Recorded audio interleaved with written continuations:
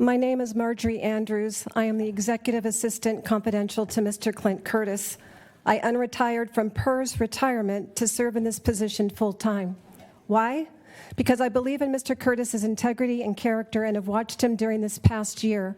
I believe in and support the direction he is taking this election office. Mr. Curtis, as a whistleblower, has constantly pointed out the issues with the election office before he arrived. He believes elections belong to the people, not the government. Mr. Curtis has not been supported by the old staff in any way. Their allegiance has always been to Joanna Francesca and the goal to keep the status quo. They have pushed back, misdirected, delayed, and sabotaged procedures every chance they could. I have lived it and I have watched it. Now they have prefabricated lies in order to damage Mr. Curtis's reputation, and in doing so have influenced voters and the election process. This is called election interference. Who will be valiant for justice sake? Will you?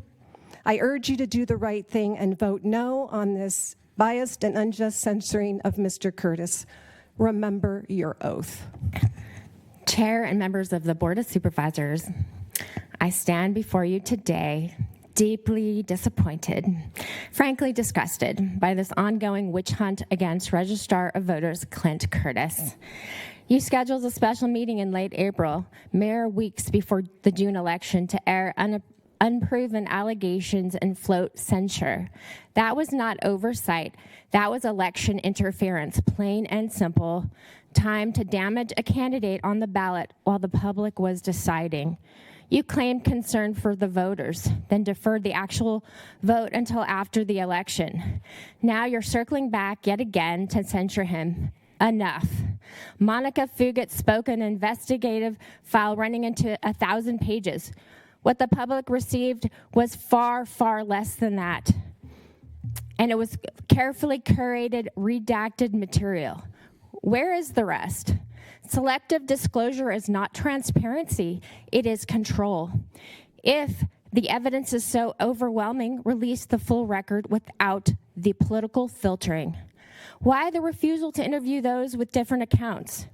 These findings are one-sided claims. Curtis has categorically denied claims that conveniently align with the interests of those who oppose his appointment and his push for greater election transparency.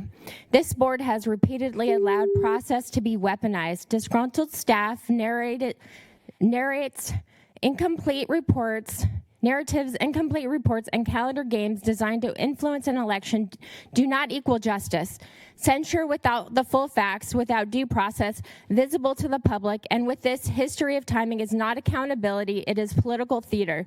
Clint Curtis has brought cameras, openness, and accountability to an office that needed it. The public can see who is actually interested in clean elections. Next up. Heavenly Father, we come before you today lifting up Clint Curtis, the Registrar of Voters for Shasta County. Lord, you have called him to serve the people faithfully, to guard the integrity of our elections, and to stand against corruption. We ask for your mighty hand of protection to cover him completely, spirit, soul, and body. According to your word in Ephesians 6:12, we know that our struggle is not against flesh and blood, but against the rulers, against authorities, against the powers of this dark world, and against the spiritual forces of evil in the heavenly realms. So we put on the full armor of God for Clint, the belt of truth, the breastplate of righteousness, the shoes of the gospel of peace, and the shield of faith, the helmet of salvation, and the sword of the Spirit, which is your word. Surround him with your angels, Lord, as Psalm 91 promises. He will command his angels concerning you to guard you in all your ways. Let no weapon formed against him prosper. Silence every lying tongue and expose every false accusation. Give him courage like Daniel in the lion's den and wisdom like Solomon. We pray for the Shasta County Board of Supervisors. Soften their hearts toward truth and justice. Let them remember that they too will stand before you one day. Bring conviction where there is wrongdoing and bring unity where there is division. May justice roll down like waters, as Amos in 5:24 declares. Protect the righteous who are standing with Clint and with the integrity of our vote. Strengthen the people of Shasta County to speak truth without fear. Let the light of your justice shine in every dark corner. In the mighty name of Jesus Christ, our Lord and Savior, we pray. Amen. There's no nice way to say this. A whistleblower reported that the Shasta County DA used work time to campaign for office, a civil offense with a penalty of up to $1,000 a day per violation. She wasn't censored or even given a slap on the wrist. Insubordination is generally considered a firing offense when an employee willfully and intentionally refuses to obey an order from the supervisors. In this case, Joanna Francesca was not fired, not censored, not given a slap on the wrist when she knowingly and purposefully went behind the board's back to spend $1.5 million for a project against the supervisor's instructions. What I learned as a therapist for a girls' group home, they were a nasty bunch of 4-year-olds. I learned that girls play dirty. Now you are debating whether or not to censor an honorable man of integrity who has been accused by a gaggle of 14-year-old group home girls of inappropriate comments, which, if said by anyone else, would have been laughed at. This behavior smacks of election interference. Do you really think they thought of this ploy themselves, and you schoolyard boys are going to defend them? None of this makes sense. It smacks of collusion, corruption, and conspiracy. The people of Shasta County need to take a sharp look at who is really running the county. It may not be CEO Rickard, a reportedly nice man who may not have expected the rough and tumble of Shasta County politics. The board is supposedly constrained by the Brown Act to not collude behind closed doors, but be real, Supervisor Abel can talk to Jake, who is not a supervisor, who then talks to Supervisor King. Or is it the county council who appears to give advice to the board, not based on the clear meaning of the laws on the books, but what he wants the law to say? Do the right thing and give this witch hunt up. Hello, board. Thank you for giving us the appearance of at least you listening to us. You don't respond to emails, but I've been CC'd on a bunch of emails that really articulate very well.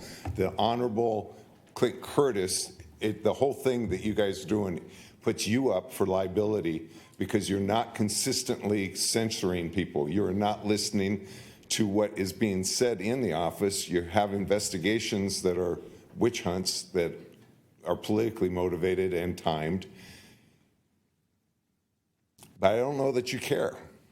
I think you like the system that keeps you in power. That's why you turn a blind eye to what's happening. It's terrible that our elected officials do not care about election integrity. Clint has opened up that office so people can see what's happening. The counts match. You have the same number of ballots being turned in as voters, which you didn't have under Joanna's rule. I've been an observer under the old guard and the new guard. Clint gave us transparency. He gave us honesty. He's been honorable. The fact that you're even considering the censure as he's going out the door is ludicrous. It shows how concerned you are about keeping the old status quo and not being able to have transparent elections in Shasta County. We have the ability to do this, but we needed your support. You didn't give it. You therefore don't get our support at the upcoming election. That's what the choices that you guys have made. You don't communicate with us. You're not open to talking about it. It's a problem. Clint Curtis hasn't done anything wrong. He's been good. You guys have not talked to the people that are in the office that support him. You have only talked to the naysayers. You got to look at both sides of this. It's crazy that you consider a censure on that man. Good morning, supervisors. I hope you've read Bruce Russell's letter that exposes the hypocrisy of the county's position against Clint Curtis. How could the county have hired Oppenheimer before any allegations against Clint even surfaced? And why didn't Oppenheimer interview me, a first-hand witness to the alleged hair polling threat? An investigation that skips a direct witness is not an unbiased one. Monica Fugit investigated only the allegations against Clint Curtis, not the allegations against the entrenched bureaucrats who vowed to quit the day he was appointed, who plotted against him from day one, refusing orders, stalling, delaying, deceiving. You have taken the word of the very people with a clear demonstrated motive to destroy him. Why did Monica Fugit ask me whether Clint ever said that he wanted to kill Joseph Larmore? That is entirely against his character. Is Joseph Larmore lying to department heads and Board of Supervisors. My whistleblower testimony still has not been investigated. They weren't only trying to set up Clint, they were trying to set up me. The testimony that I provide documents a systemic pattern of lying and deception to get rid of anyone they disagree with politically. The bureaucrats in this office, the entrenched bureaucrats, they are not public servants. They are not honest people. They have grown accustomed to treating the public as their servants, controlling election outcomes, deciding which laws they'll follow or not, confident that the county government will cover for them every time. Do not censure Clint Curtis. Thank you. Next up. Here for you. Good morning. This misguided attempt to censure Clint Curtis is based on two flawed investigations. Both investigations failed at the most basic level of operating in good faith, which is to interview all employees, both those who remain loyal to Joanna and the newer employees who came on board because they wanted to help Clint. Instead, this board authorized investigations that were, in the words of one astute observer, biased, politically timed, and fundamentally unjust. Yes, these two reports were a long time coming, yet the results were not released until just shortly before the election to decide who will be the next ROV. Perfectly timed if you want to inflict maximum damage to your political opponent. And who are some of Clint's political opponents? Well, I need go no further than to point to Mr. Larmore and the supervisors sitting in front of us this morning. More than any other group, the people before us want Clint neutralized as soon as possible because he takes his constitutional oath seriously, and this upsets the bloated bureaucracy that is desperately trying to avoid the wrath of our masters in Sacramento. I agree that it's a lot more comfortable to keep a low profile and submit to the corruption that is endemic in California. After all, county governments have had their authority eroded by power-mad tyrants in Sacramento for as long as I can remember, and it takes real courage to oppose it. And yet, every person sitting in front of us today takes an oath to defend the Constitution of the U.S. and California, to bear faith and allegiance to both constitutions. But everyone knows that those solemn words of fidelity are empty words merely for ceremony. The reality is more like this. I do solemnly swear that I will support and defend the government of Sacramento and that I will bear true faith and allegiance to the state of California and all its political and administrative agencies. Stand up to these tyrants, vote no on the censure. I hope you have all read Bruce's email. It was very important and very right on. J6 investigation, Tina Peters investigations, Trump investigations. Now, the Curtis investigation. What do they all have in common? They are one-sided, manipulated, bogus investigations. This is a plot to smear Mr. Curtis. Only one group of people were investigated. The staff that supported even Mr. Curtis were never even interviewed. Mr. Curtis, because he is trying to give us fair elections, was guilty, according to some, when he was voted in prior to even starting the job. Mr. Curtis is working harder than any other RV in the state and probably even in the country. People here are trying to ruin his reputation and destroy his life. Why? So we can have a democratic socialist country. There has been no supported, substantiated accusations, only electioneering. It is a personal vendetta against Mr. Curtis by county council and others. I hope you all remember that what goes around comes around. If you have been unfairly accused of something, would that be fair to censure you? No.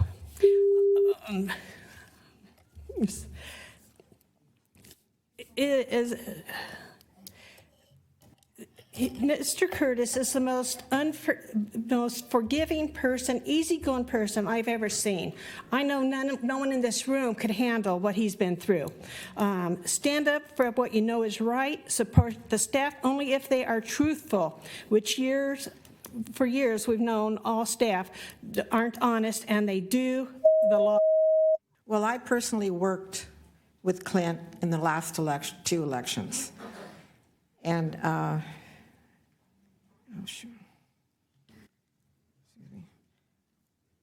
And he made everything transparent, secure. He always had a smile on his face and was very kind.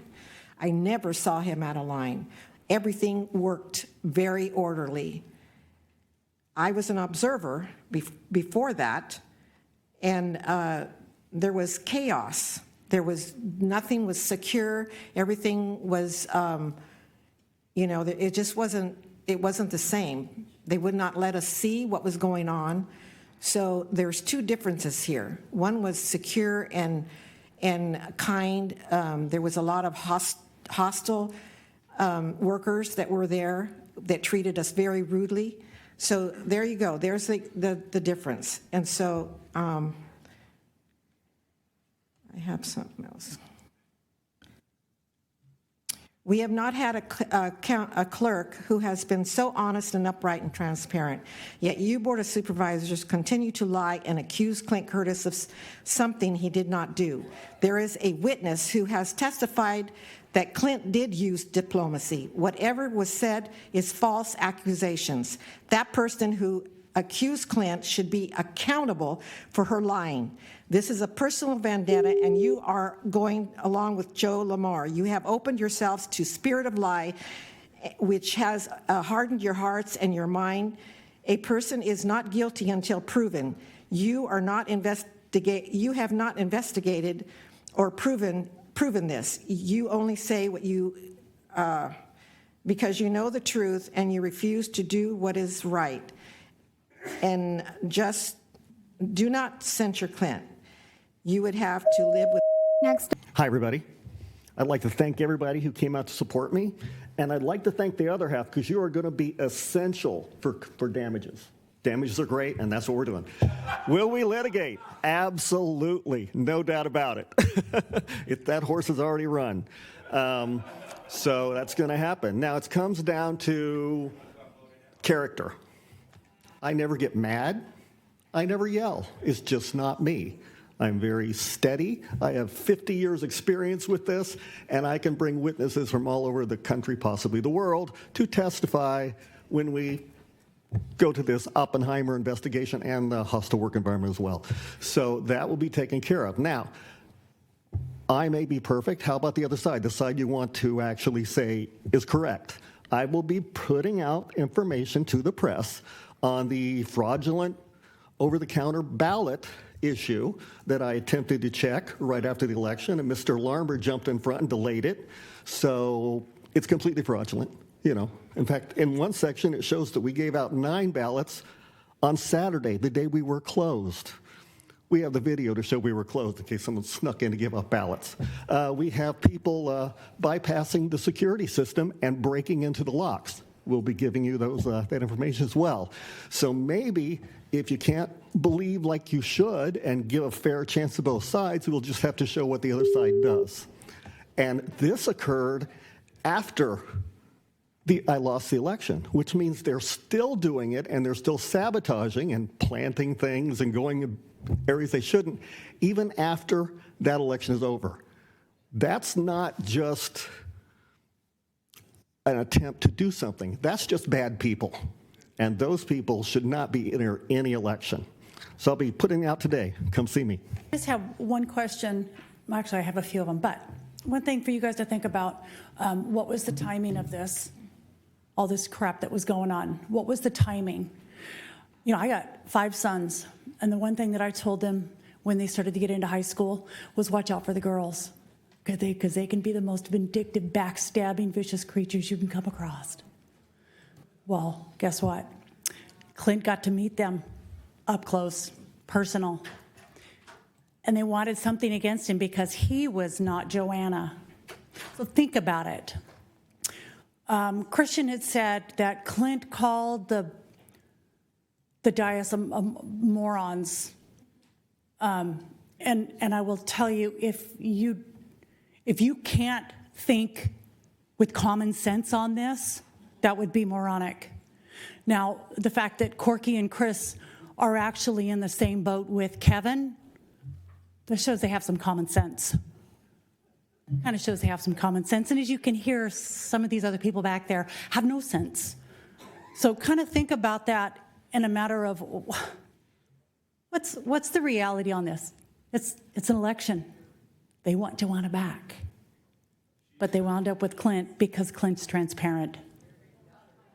So, well, they got what they wanted. Maybe, maybe not. You never know.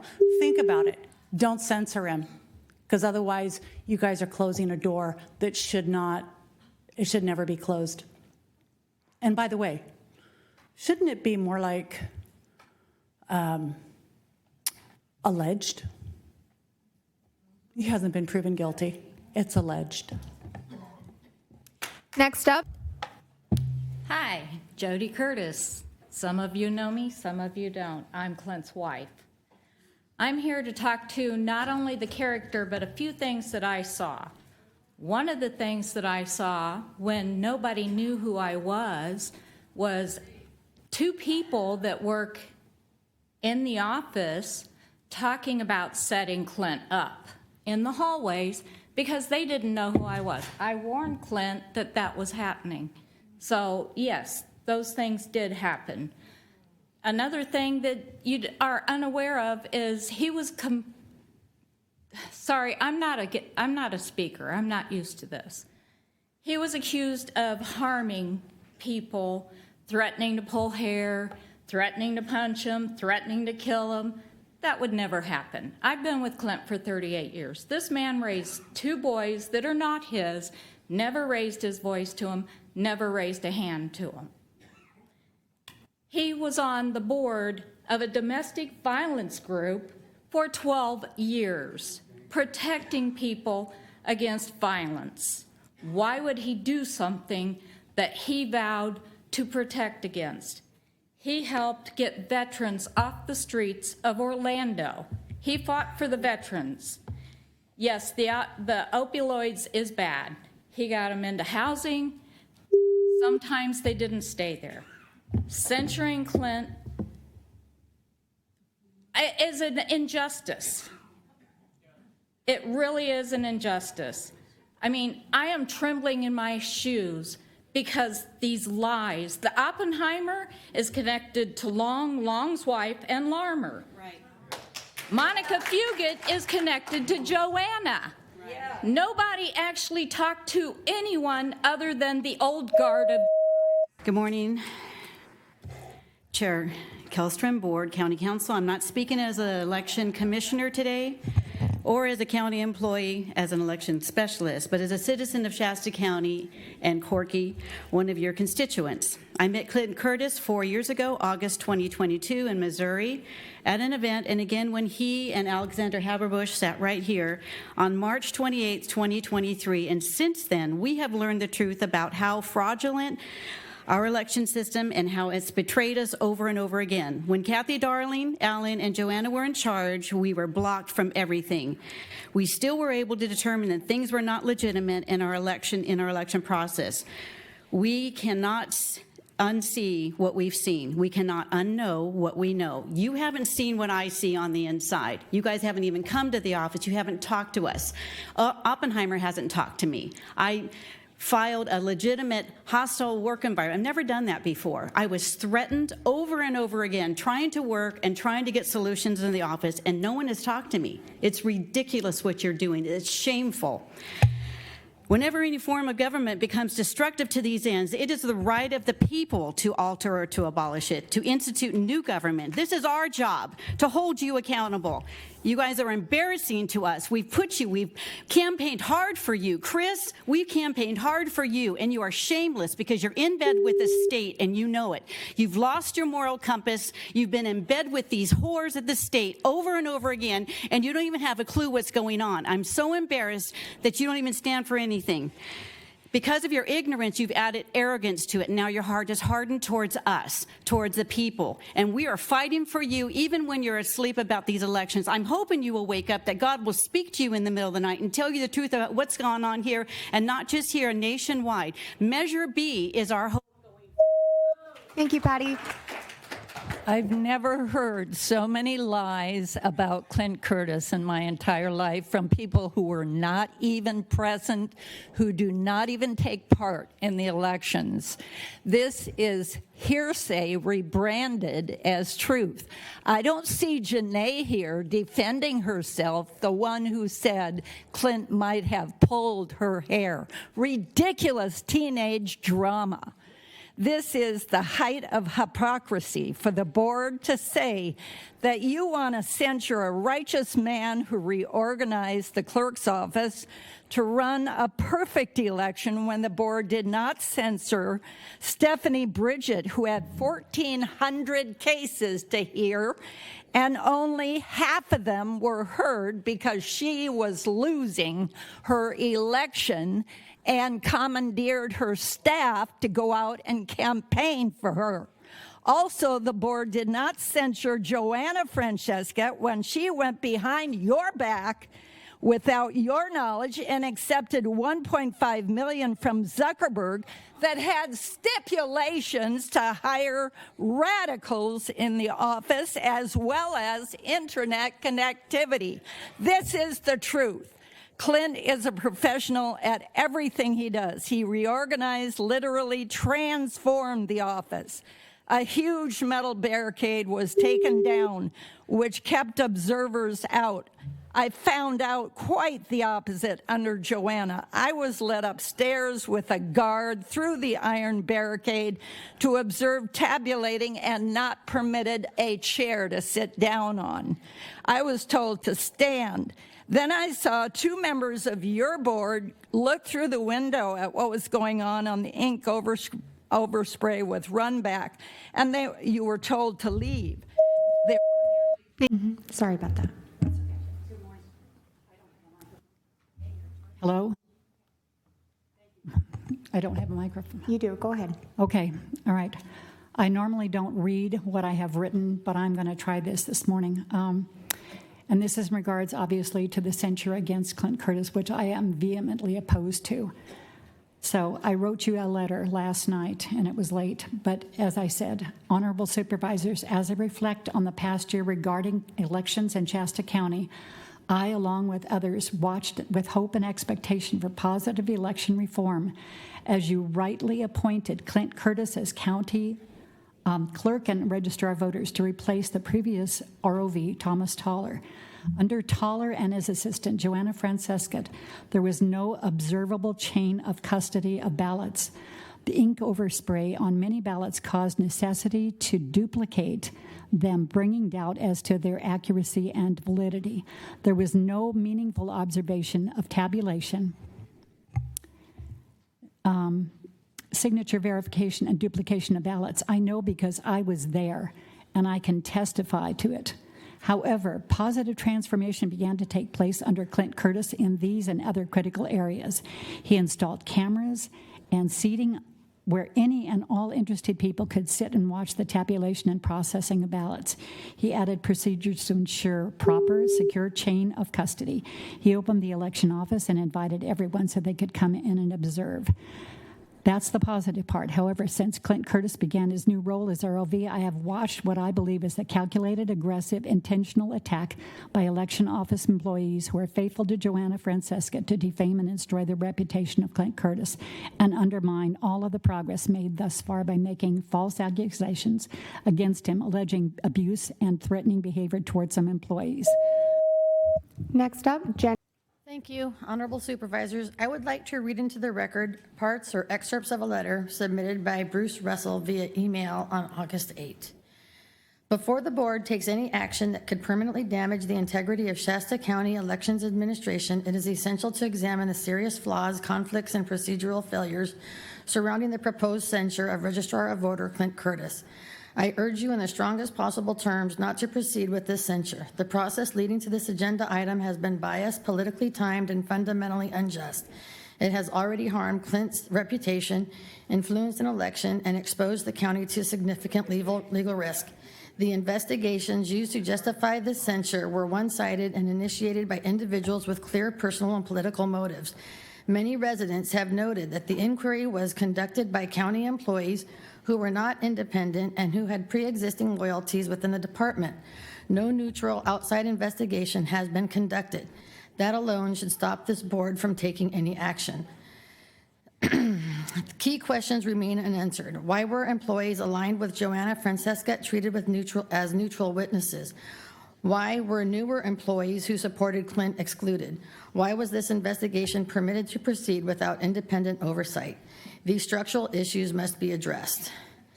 The timing of the censure is also questionable. The investigation was made public before the election. Despite being incomplete and lacking independent review, many in the community have described the situation as one where the process is the punishment. I'll just go to the end here.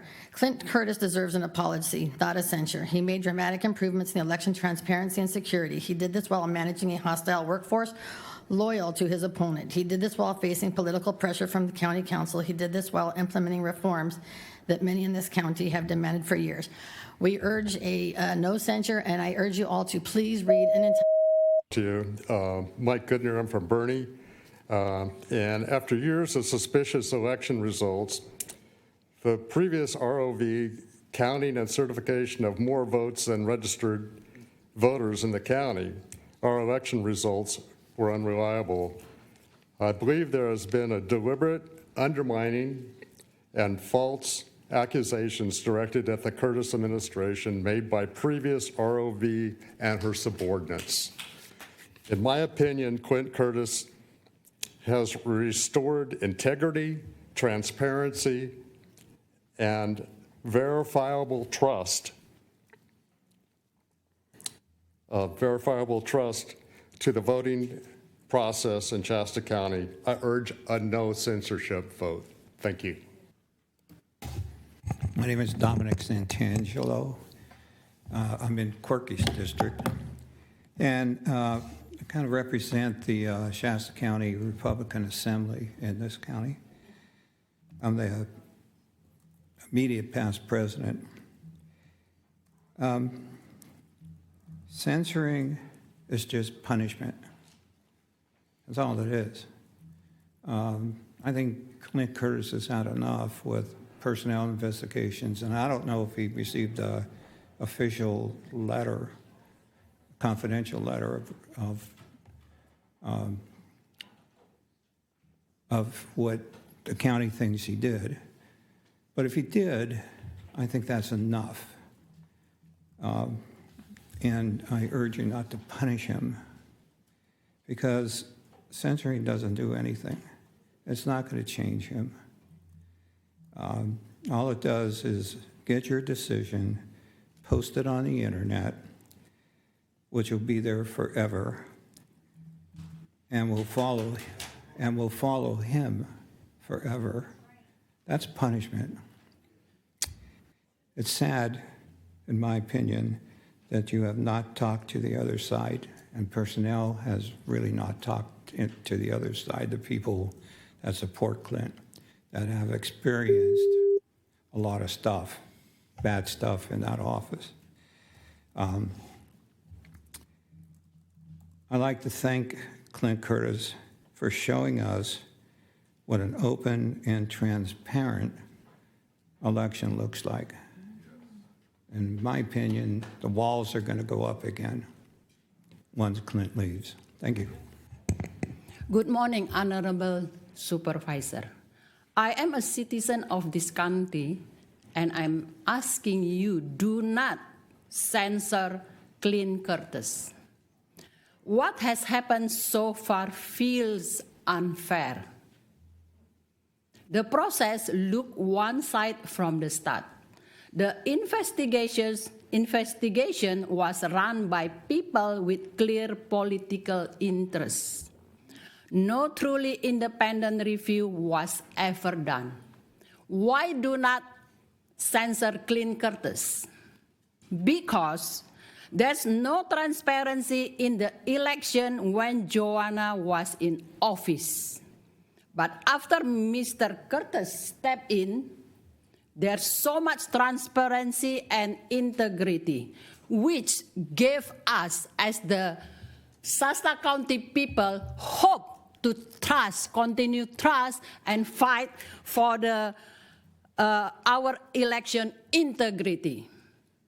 So I want to say thank you to Mr. Curtis. That's who fight for us. You, as the board supervisor, you also have to hear our voice and defend our voice. Then we can have hope to continue to believe in the integrity of our election system. With respect, I ask you before you make decision that you will go back to your deep, deep heart if that is the right decision to censor Mr. Curtis. If not, I will pray God will continue to knock your heart until you make the right decision, sir. Please, I will pray for you, and I believe the Shasta County people that we put so much trust in you. Please, keep continue, we hold hand together, fight for this county, this beautiful Shasta County. Next up, Les. All right, so first, I'm sorry to those who spoke who were booed by the rude people in the audience. And secondly, to those up here who were attacked, and some of the personal attacks that definitely crossed a line. I'm sorry for that. They do not speak for the majority of us. This is political theater at its best, and nothing more. The comment was made today, today's vote will be enlightening. No, it won't. Those who commented for the censure, they'll still hate you tomorrow. And it'll be for some unknown reason. In fact, they're turning this political theater of what happened to Clint before the election to push toward your election now, Chris. But this time, it's both sides fighting against you, which puts you in a lose-lose situation. I agree with the comments and examples made that no censure was brought against Stephanie, Bridget, Joanna, or Kathy Allen Darling. That set a standard that this board historically only censures their own. Patrick Henry Jones, Les Baugh, and Leonard Modi are the only censures ever done by this body. I would make a motion to look at the county policy and make sure that poor behavior by any department head that is substantiated is handled and that action is taken that can be followed through on to make sure it doesn't happen again in that department. A censure does nothing. This is more political theater. In fact, at least 2 employees spoke and said that they were not interviewed. That tells you that maybe we have something in our policy that needs fixing. Again, both sides are arguing, both sides are attacking. It doesn't make this an easy decision. I would clear your heads, think logically. Next up, Oliver Hernandez, followed by Williams. Good morning, Board of Supervisor. I'm a citizen of Shasta County, and I'm here standing to speak my opinion, the way I see it. So Mr. Curtis come to Shasta County just to clear our election system. So this is all about election integrity. So first of all, I just want to also thank you for Mr. Curtis' service and what has been happening right now, the way I see it, what I'm saying, that's why I'm here standing just to urge the board supervisor not to censor Clint Curtis. Clint tried to make our election more open and secure. Those goals are not radical. Most of us, all of us, want to have a secure and protected election. It's our vote, it's our voice. Treating him this way, after he worked all those goals, it seems wrong, it feels wrong. We ask our leader to get with fairness and integrity. That means treating everyone, treating Clint the same. Censoring Clint under those conditions that's been talked about here, it makes the condition fail the test. Virtue is simple. It means doing what is right, even when it is hard. In this case, the right thing is clear. Do not censor Mr. Clint Curtis. Thank you. And Chair, with that, that was truly our last speaker. You're sure? Yes. All right. So No, page 3, yeah. I'll bring this back to board discussion. And so first of all, I will say this, that we did bring Clint Curtis here, and he did make election transparency. The monitors, the cameras were fantastic. We wanted him to get rid of all the excessive drop boxes that we had throughout the county. He did that. I think the ballot security was fantastic. So some of the things that we brought Clint Curtis here for, he has done, and I think I agree with some of the people there that have talked about election integrity and transparency. So I totally agree with you on that, and I appreciate that he did all those things. But now we are going to talk about his behavior once he got here. So Supervisor Plummer. Yes, thank you, Chair Kallstrom. I want to go through this, and it's going to be I would say a little bit lengthy, in part because I think, and Supervisor Harmon, in our last conversation, you mentioned that there was insufficient evidence, and so I do want to walk through some of that and go through what we saw in the reports, because I think it's important to actually make that public in a way that not everybody had a chance to read 700 plus pages. But before doing that, I want to start by what this is about in my mind. And it's not about election integrity. ROV Curtis has the opportunity to continue to implement whatever operational changes he desires within his budget, and he could continue to do that up and through the end of his term.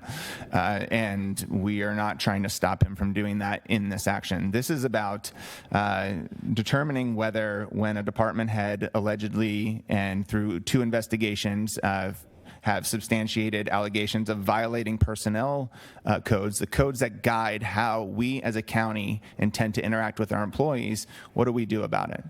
And I would expect that all of us, regardless of political side, would want to look into that if there are allegations of a county employee violating personnel codes against other employees, and give it a fair, honest look. So that's what this is about. And it's not just about Clint Curtis, it's about everyone who will come after us and what precedent we... Let's not yell out and interrupt the meeting, okay? That's your warning. What precedent we will set for every future leader that comes and works in this county, or is appointed to this county, or is elected to this county. So that's what this is about, for me at least. Now, when we talk about the credibility of the investigations, the first thing to note, a lot of people have been saying there's no neutral investigation, there's no outside investigation. There were 2 investigations. One was outside. It was done by the Oppenheimer Group. That, as far as I can tell, is neutral. It's outside. It's independent. There's no connection that I've heard or seen about them being connected to Shasta County or having a vested interest in the outcome. So that's number one. The second thing is, some have mentioned that, Clint Curtis was not given an opportunity to speak. Well, he was interviewed in both investigations. He also has spoken at public comment, as you have heard. So that also is not right. The other thing that a lot of people have said is that there's only been interviews of people who have been against Clint Curtis, and that also is not true. In fact, if you look across both investigations, there are 4 witnesses, and I want to read a few of the quotes that were included in the investigations that describe the nature of their relationship with Clint Curtis, because as you'll see from reading this, they seem supportive. They seem to have had a good relationship. So internal witness number 6 in the internal investigation describes having a, quote, positive relationship, that he was always really kind, that she or he hasn't had any issues. Another witness says Curtis is always in a good mood. He's, quote, cracking jokes, something I'll come back to, and, quote, most people enjoy his sense of humor. A third witness says that Curtis treats him well, and a fourth witness, who is probably the most supportive, says he's approachable and easygoing, we have a good relationship, he's supportive, open door policy, respects leadership. So there are 4 witnesses across these 2 investigations who, based on those quotes that I just read you, would seem to be quite supportive, or at a minimum neutral, and not out to get Curtis. So that's the second piece. The other piece that a lot of people have commented on is whether this was a manufactured episode by employees, and that was actually looked into by the Oppenheimer investigation. In fact, at the end of their investigation, they say, although workplace polarization was evident, no evidence established coordinated efforts to manufacture claims. Where testimony came from individuals who otherwise described positive working relationships with Curtis, or who expressed reluctance in reporting concerns, such testimony was afforded greater weight. So that was looked into. You might dispute that, but it was looked into. And those who were more supportive of Curtis, actually, their testimony was given greater weight. The last thing I want to say in terms of the credibility of the investigation is that you could imagine that the investigations would have just established all substantiations, but that is not what it turned out. In fact, there were 2 claims in the internal investigation that were not substantiated. In the Oppenheimer, there were 2, I believe, that were partially substantiated. And so there was, at least in part, you could argue, an objective look at and a discrediting of claims that did not have sufficient evidence, or according to the standard of the internal investigation, a preponderance of evidence. So that is why I feel that there is significant credibility associated with these investigations. Now I want to look at a particular example and go through that in particular, in part because, and Chair Kallstrom, I haven't talked to you about where you stand now, but based on, as many people have mentioned, there's, you mentioned that if 10% were true, deserve censure. Well, there were 10 allegations that have at least partial substantiation. So if even one of them is substantiated, it would meet that standard.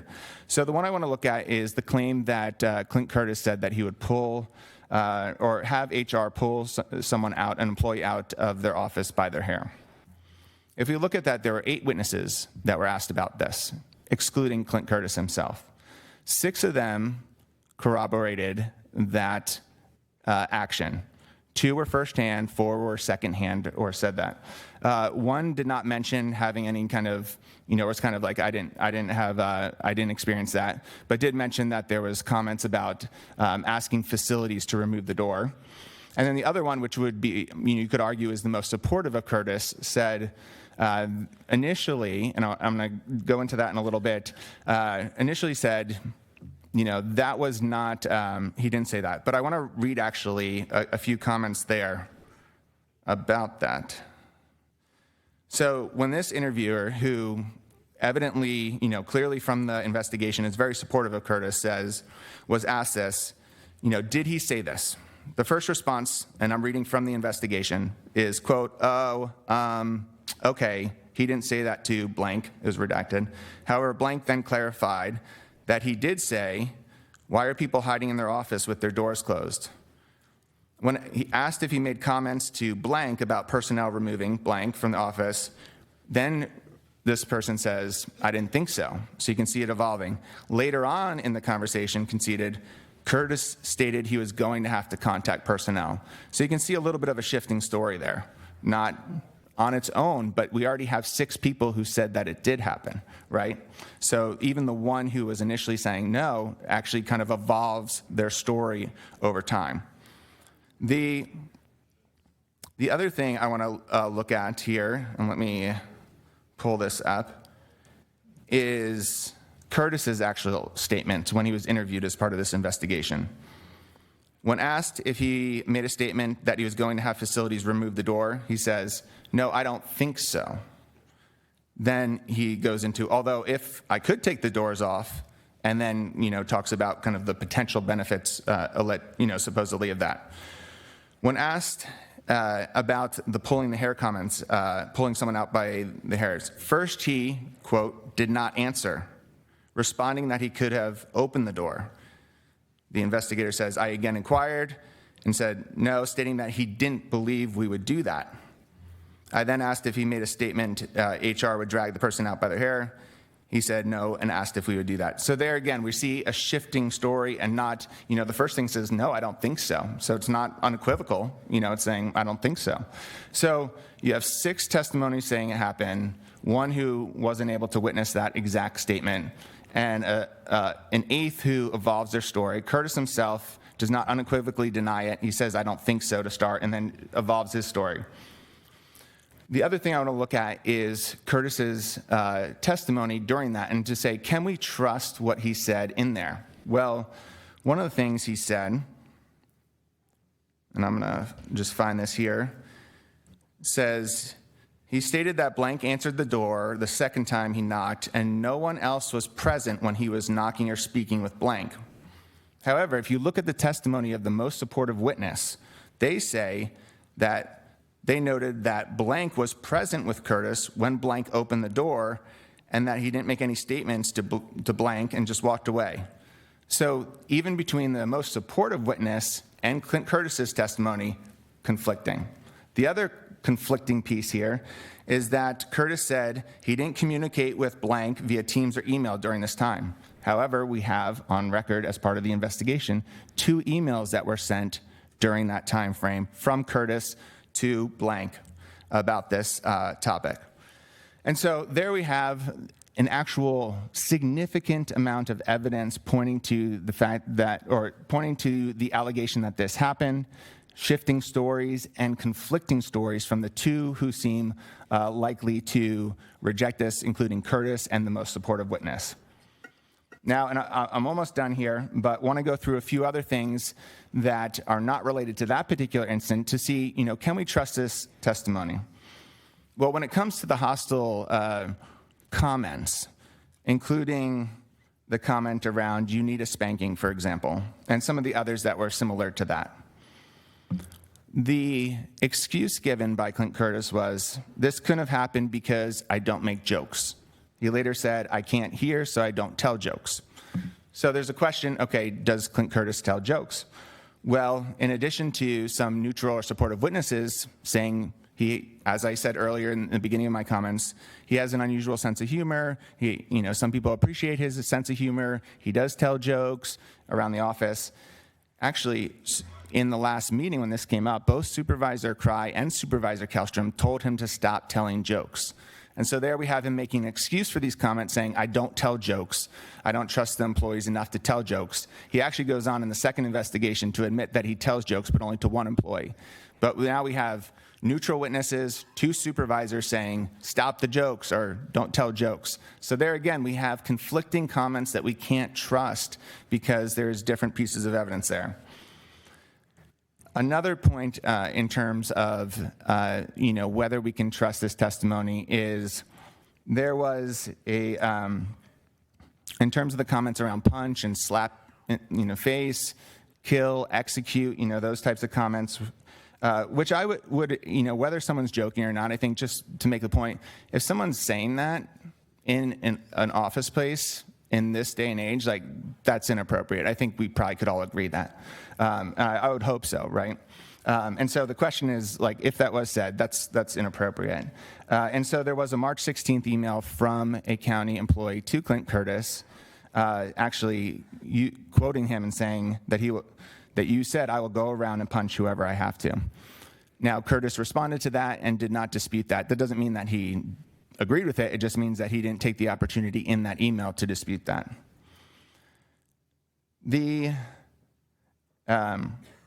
So what we see here is 2 investigations that interviewed a host of people across a wide range of relational statures towards Clint Curtis.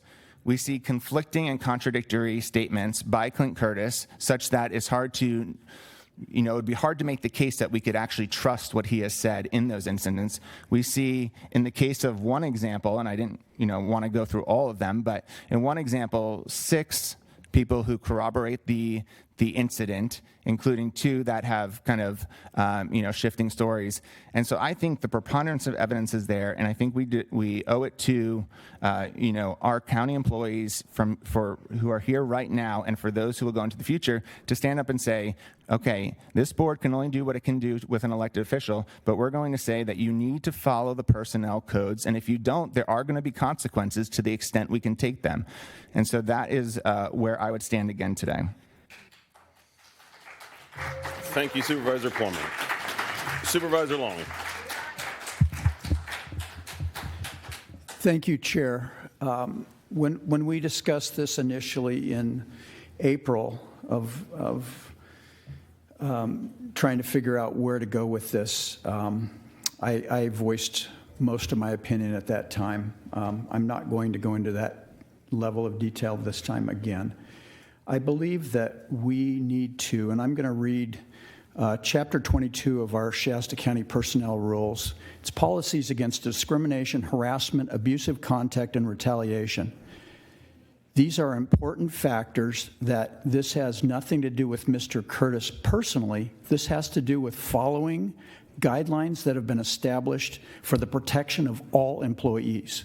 So we unequivocally supports effort to protect and safeguard the rights and opportunities of its employees and customers against unlawful discrimination, harassment, and retaliation. Those are prohibited factors that we need a workplace that is safe for everyone. We need to respect all employees, including Mr. Curtis, in these kinds of investigations. So then I come to, and I didn't conduct the investigations personally, so I'm going off 2 independent investigations, one of which was done internally by a very respected personnel director, support services director, and one was done by the Oppenheimer Group. Both are credible sources, and I have no personal connection, as has been alleged, to the Oppenheimer Group. I had never heard of them before, but some of these complaints began, and they were actually stale by the time Oppenheimer started their investigation in August of last year.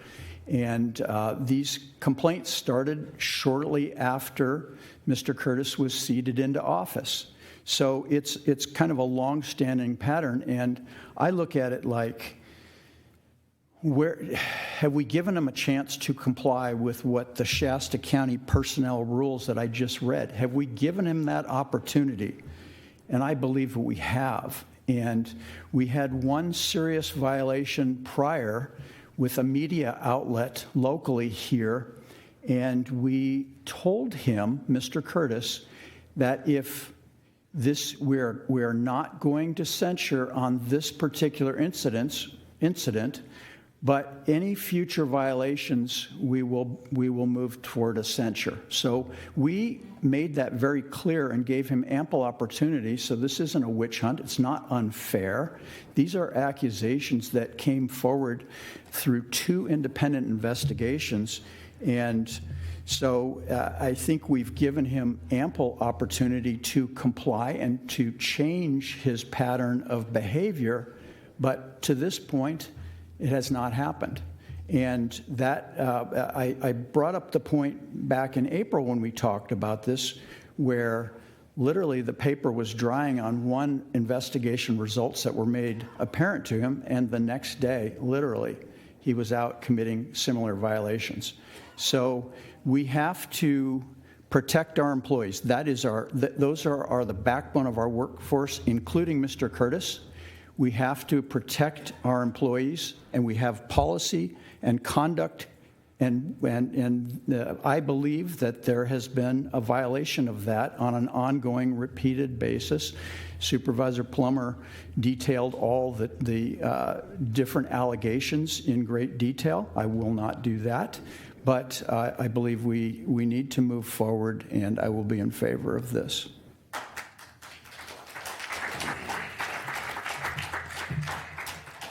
All right, Supervisor Harmon. I do not want to participate in this for good reasons. It's very everybody's saying both sides. Everybody's saying and I respect the people that did the investigation. But if I was on a jury and I was responsible for convicting somebody to send them off to prison or whatever, I don't have enough evidence. I'm not going to support it. And I'm not saying that because of this guy or the next one, Chris. I'm saying that because I have a conscience, I have feelings, I have a lot of respect for my gut feelings, I'll call it, and this is just not right. Am I respectful of our employees? Absolutely, and I don't like the accusations that this is not. Let's stop yelling out and interrupting the meeting. Let him speak. I don't like the accusations that if you're if you're not voting for censorship, then you're not supporting our employees. That is absolutely not true. I'm an employer. I've employed a lot of people for a lot of years. You can go do a background check on me, and I'm a great company to work for, great people in my company, and I know how to manage people, and I know how to take care of people. And please don't think, if you're a county employee, that I'm not going to stick up for you or take care of you. That is not true. So don't let this happen that way. That's all I got to say. Thank you, Supervisor Harmon.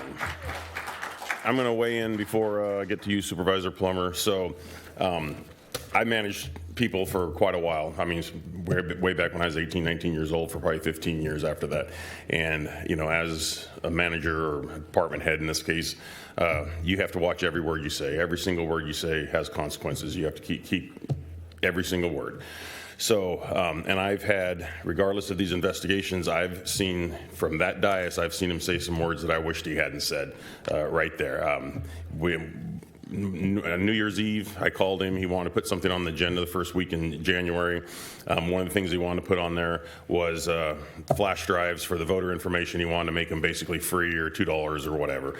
And I told him at the time, I said, Clint, if you can give me a fee study and you give me something I can sink my teeth into, I can actually look into lowering the price. But you got to give me some. You got to give me some data. You got to give me something that I can sell to the rest of the board.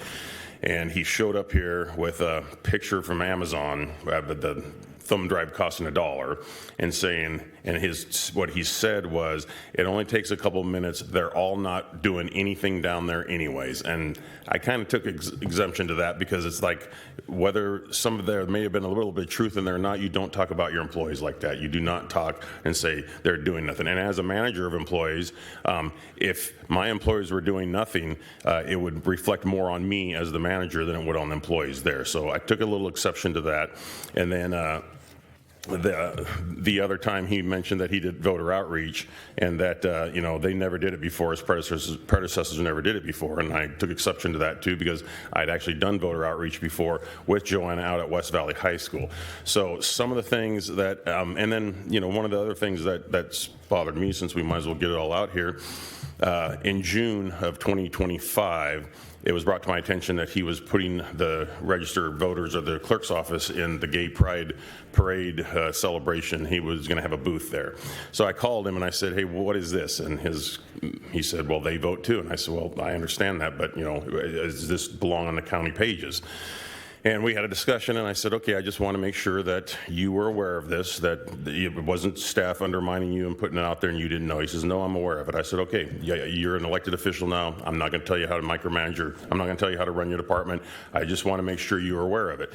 Well, then later on, he tried to get in a 4th of July parade, and I don't remember what the issue was there, but then he wanted to drive a vehicle in a Christmas parade.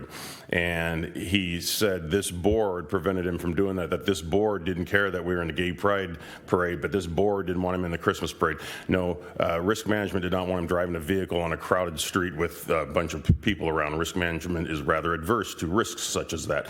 So I took exception to that too, because that was a twisting of the truth, where, come to find out, he was the first one to be joining the Gay Pride event. Our county clerk thought it was too controversial to ever go into it beforehand. So he was the first one, and then made it seem as if this board, you know, wouldn't let him celebrate Christmas and 4th of July, but we were all okay with the Gay Pride thing. So I do have a few issues with Mr. Curtis's behavior. Again, he's done some amazing things in that office, and I appreciate that very much. He came in and did some of the things we wanted him to do. The ballot security, transparency are fantastic, but some of the behavior and some of the flippant remarks, and I know, you know, I don't think anybody was actually afraid of being pulled out of their office by their hair, or having HR pull them out by the hair. I don't think anybody was actually threatened that they were going to be throat punched, but you just don't say those things. So, Supervisor Plummer. Thank you. I was going to ask a question for Supervisor Harmon. You mentioned that there isn't enough evidence. I'm curious, kind of like, what would be sufficient evidence in your mind? What would be that standard? And a second question would be, as you mentioned, you know, you've managed a large number of people. If you had an employee who was accused of these things and there's 2 investigations that substantiate them, what would be your action in that particular situation? So I think I made it real clear that if I was on a jury and I was supposed to convict them of something, I don't have enough evidence. And I've talked to people that aren't in this room, but were there when the hair pulling accusations were made, and it was somebody that I trust, and they told me that did not happen. Well, what am I supposed to do with that? Am I supposed to listen to all the different sides, people that are acting like, I think a lot of them are acting like kids. It's like, holy smokes, grow up. Who are you saying to grow up? All of us. And don't try to corner me on this and make it sound like I'm talking about some individual. No, that's why I'm asking. I just get really tired of all of the accusations, all of the people vying for positions, and I just want everybody to act like adults. Holy smokes, please. Let me say one more thing. Listening to Chair Kelson talk, and I've had people ask me, Curtis, sorry, I'm not being disrespectful, but they've said, what do you think about that guy? I said, well, I wouldn't like socialize with him too much because he's a little different. Well, I don't socialize necessarily with an attorney that I've hired or an accountant or somebody. Doesn't mean I don't like him. Doesn't mean I don't respect him. It probably means that their mind works a little different than mine, and I'm okay with that. You do your job. And, he smiles all the time. It's kind of a little frustrating for me sometimes. I'm not throwing you under the bus. I'm not being disrespectful. I'm just saying, do I like everything about Curtis? Not necessarily, but I do like some of the things he's done. I do think that some of those things would have not got done. We would have still been, we would have still had this progress that we've. Everybody's saying that's my decision. I was one of the ones that made the decision for Curtis. Am I regretful of that? No, I'm not. Am I regretful of some things that have happened? Yes, I am. But I'm not regretful of some of the progress that we've made. I want voter ID. I want clean, please, I want, it's hard enough for me to talk. I don't even like talking, but I would like to say that I want true, I want transparent, I want it cleaned up. We've made progress on that, so don't discount that. And I wouldn't, like I'm exaggerating a little bit, but I wouldn't send him off to prison for the rest of his life by making a censorship decision. I know that's exaggerating a little bit for effect, but we're getting asked to make a decision that is going to affect his record for the rest of his life, and I'm not comfortable that I have enough information here based on some of my own, not my feelings, conversations with people that were there, that were in the room, that didn't get asked or brought up in the investigation. They were left out of it. Why? I can't help myself. And I love Monica did the investigations. I love her. I think she does a great job. So, but I have too many unfilled questions. So I will not do the censure. I will not vote for the censorship. Supervisor Plummer. Yes, and I heard you that you said there wasn't enough evidence. What I was trying to understand, and you don't obviously have to answer my question, but was what evidence would you need to feel confident making the decision? Because there is a significant amount of evidence across two studies. But at this point, I'll go ahead and make a motion that we move forward with the censure of Clint Curtis. A motion on the table. I'll second. I'm in queue. Motion made by Supervisor Plummer, second by Supervisor Long. Supervisor Long. Thank you. Corky, I gotta ask you a couple questions. Go ahead. We're not debating his effectiveness in office. We are debating whether there was policy violations according to our county policy violations prohibiting the things that were determined through 2 independent investigations. It has nothing to do with his worth as a person, has nothing to do with his time in office and his accomplishments. That is a secondary nature. We're just trying to decide the workplace and whether we will adhere to our county personnel rules and whether there was sufficient evidence. And you said Monica did a good job, and the Oppenheimer group is reputable.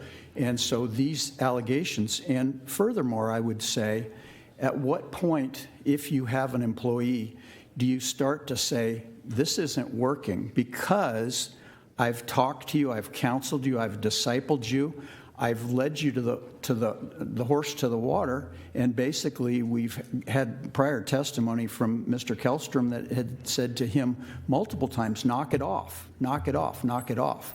So I guess my point would be, we have personnel rules for a reason, and we want to create a workplace that everybody feels safe. And the inappropriate joking, he was given plenty of opportunities and the threats and to stop that behavior. And we moved to say that the next time after the media incident, the media outlet, that the next time would involve a full censure. So we've got a pattern of reluctance to comply with the direction of the county and the board, and he's an elected official, appointed elected official, so we don't have much control. The only thing we can do is to say, your conduct is not appropriate.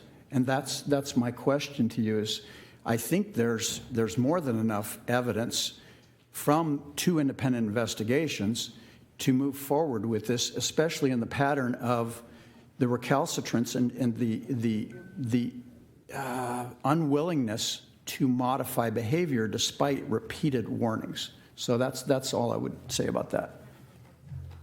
So I promise you that his behavior wasn't the only issues.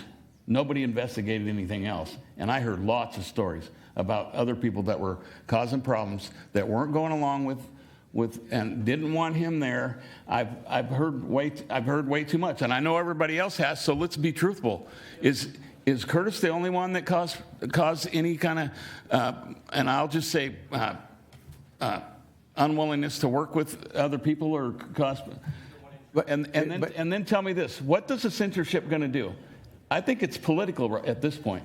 Well, here's a couple things. One, it's like saying when you're kids, somebody gets called onto the carpet for actions, and then you say, well, you do worse, or you do the same thing, or you do, well, that's immaterial.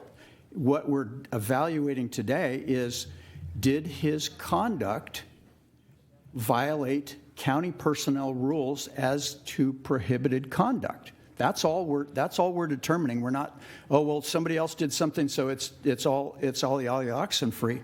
No consequence.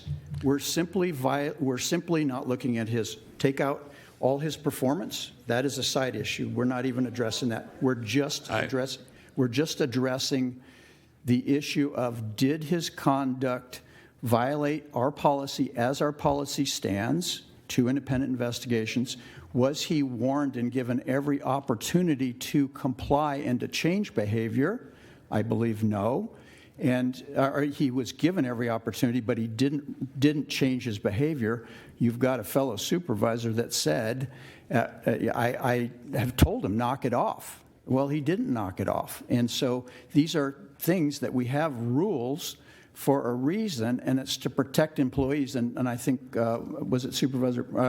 Supervisor Plummer said, in this day and age, or so did Kellstrom, in this day and age, you just don't say those kinds of things because we're in a different era than it might have been 50 years ago. So I think if you boil it down, the preponderance of the evidence through 2 independent investigations shows that county policy was violated. That's the only issue we're evaluating here. And were we fair with him in giving him, like we would any employee, the ability to disciple? And disciple means train. and give them opportunities. We used to do this in the police department. We would put somebody on, if they were performing in a substandard manner, we put them on what we called a PIP. It was a performance improvement plan, and we had strict guidelines. We held them to strict standards, and they either chose to comply and go along with the rules of the organization, or they didn't. And then they faced their own situation when they didn't. So that's all I'm saying is just consider the fact that we've got substantiated allegations, and there is a lot of proof, and there is a reluctance to change behavior despite admonitions from many people. And we continue on with this same behavior. So thank you. I just want to say one more thing, and then I'm done talking. And I'm telling you, it's a no. It's not going to happen. I'm not going to change my mind. Please don't clap, because that's not what I'm not here to get. I'm here to make a decision based on what I got to live with, not what you want me to live with. What I got to live with, and I'm making a decision based on what I believe, and what I believe is not enough people got asked.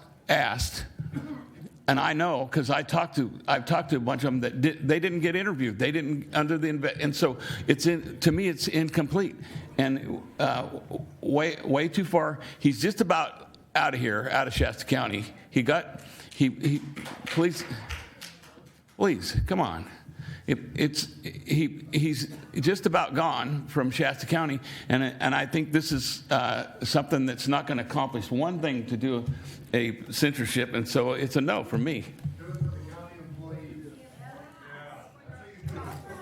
You had your time to speak, so I said what I had to say in respect to the county employees. Yes, I did. I'm going to go ahead and weigh in here real quick. I see you long. Quite frankly, I've had this side of the room for 3.5 years, kind of not so much on my side, shall we say. But for the last year, I've had this side of the room actively undermining me, getting somebody to run against me, third party to run against, jumped into the thing. They lost friendships. People send me threats. I mean, I just had threats here today that they're going to go against me, work against me. So it's kind of like I did make the promise that and I told Mr. Curtis at the time, if even 10% of these 700 pages of reports, if even 10% is true, you deserve to be censured. And this is more about telling our employees that we heard them and that we understand that it's not the way to go. So, Supervisor Long. I think we're about ready to vote, but I will just say one last thing, Corky. When I was conducting as a homicide investigator, a burglary investigator, a sexual assault investigator, we never ended up contacting every witness. We just didn't. We contacted the key material witnesses, and we moved forward with a case. And we tried to be as thorough as possible. And when you have thousands of leads, and when we'd get a homicide, we would have we'd have thousands of tips, and we couldn't manage that level. We put together the evidence and we presented the case. And so I think this idea that every last employee in the ROV's office must have had a full written statement, I don't think that's realistic. I think Monica, we trust Monica to do a good, thorough job, unbiased job, and the Oppenheimer group is the same way. So. All right, motion was made by Supervisor Plummer, seconded by Supervisor Long. Let's have a roll call vote, starting with Supervisor Long. I got to say one more thing. This is important.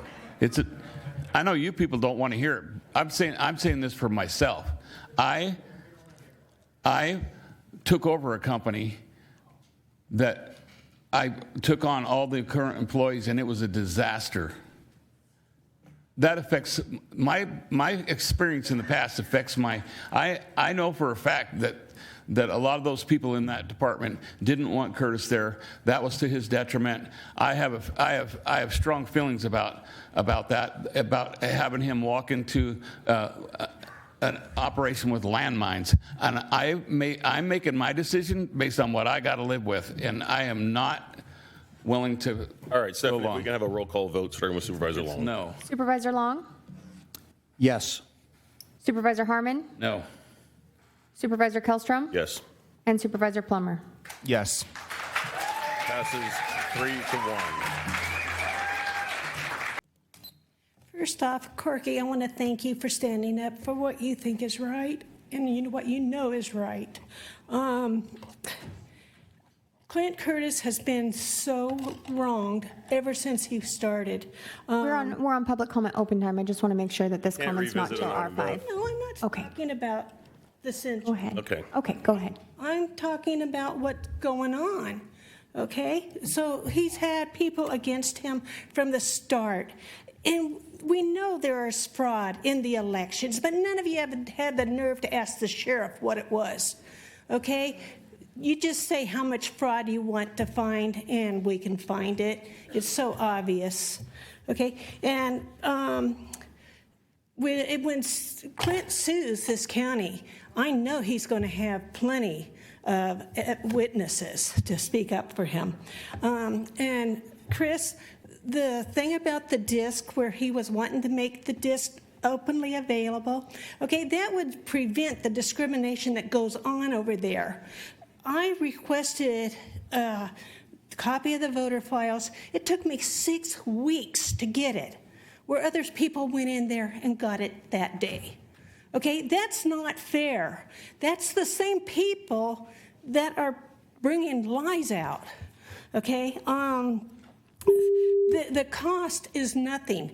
And if you look it up, they are only allowed to charge the cost of the disc. They do not pay for employees' cost. Look it up. That's why 58 counties are having to submit information without cost. Thank you.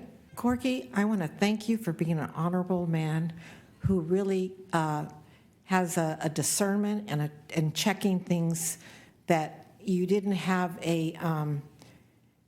your conscience led you, and you didn't listen to the stories that were That was R5. We're on open comment now. That's open comment. Yeah, well, no, because you're revisiting an item that's already on the agenda that we've already discussed. No, I'm thanking Corky for being an honorable man. Okay. And what I'm saying is that Clint has done so much here that you don't even know the damage that you've done, Chris. You have gone to the dark side. Yes, you have. You have gone to the dark side. You've chosen to be a political person who only wants to work on the deep state now. No, really, the deep state. And that is, you know what that means, because you want to be in this position of being a board of supervisors again. That's why you made that decision. You joined in with the people who are in cahoots with that. So We're still on R5. Yeah, we are. And then, because you know exactly what happened. So this is what I'm pointing out, is that you made the decision of choosing for your election who's going to be voting for you. And you've chosen the dark side. So you think about that. You think God's not going to honor, your decisions in this thing? You have to live with this, and he brought out all of Fauci's lies. Well, good afternoon, board, and I just want to revisit R5, as the council's also said that we can, so I don't expect to be shut down. Yes, we can. He said we can revisit an item that was already discussed. No, he said you can't revisit an item that's already been discussed in open comment time.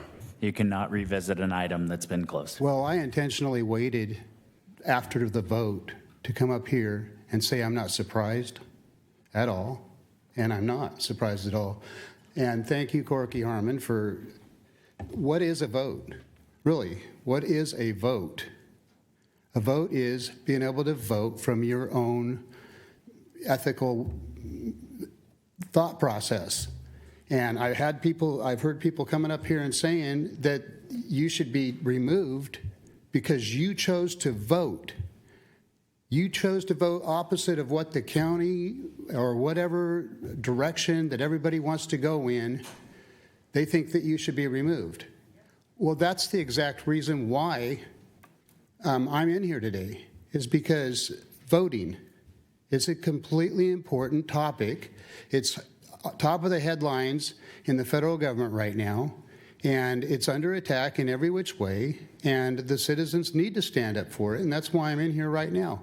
I'm up here speaking to say that I think that I respect that you voted against the status quo, and that's exactly what I see, the status quo. If you vote outside of the status quo, you get silenced, and I don't think that we should be being silenced up here. I don't think that our mics should get cut. I heard another person say that orderly government is to turn off the mic of the people that are saying on this side of the room. Turn off the mic. No, that's not orderly governance. This country has two sides voting. Next up. Hello? Okay, cool. So I think we've all seen a lot here today, and I'm not here to be like, yay, I love you now, Chris Kellstrom. You know, this is government. It's not supposed to be about sides. This is actually a non-political board. It's supposed to be that way. I believe that Mr. Kellstrom just saw the truth of what's happening. These people, if you don't do what they want, they will threaten you. They will threaten you. They will threaten your future. They will intimidate you. They will lie about you, disparage you, defame you, take you to court for bullshit reasons, lie under oath on the stand. It's not about anybody doing the right thing with this group of people. It's about what they want to do. Corky, you scored your loyalty points with Patrick Jones today. Congratulations. How do you live with yourself, man? Why did you even choose to do this? You're supposed to represent the people, but it's very clear where your loyalties lie. I actually had some hope for you. I thought you were not just going to be yet another one of these red, white, and blueprint cowboy mafia douchebags that's just loyal to a side or a group of people that you feel like are your people. The rest of us are all your people too. I'm glad to see that Chris Kellstrom sees that, because I think what it took was them doing what they do to him to actually see the truth of how they are, how they lie, how they manipulate, how subversive they are. Like people like Leslie come up here and, start speaking in generalities when we know exactly who she's talking about. It's like, it's ridiculous. It's fake and stupid. So I really hope maybe with this, Clint Curtis lost. That was Patrick's guy. That was a Patrick Jones thing. Patrick Jones comes and stands in the back, try to intimidate everybody because he wants to get what he wants. All right, maybe now after 6 years of this bullshit, we can actually move forward with real elections, real county government, and maybe the people can shut the fuck up. That was our last speaker, Chair.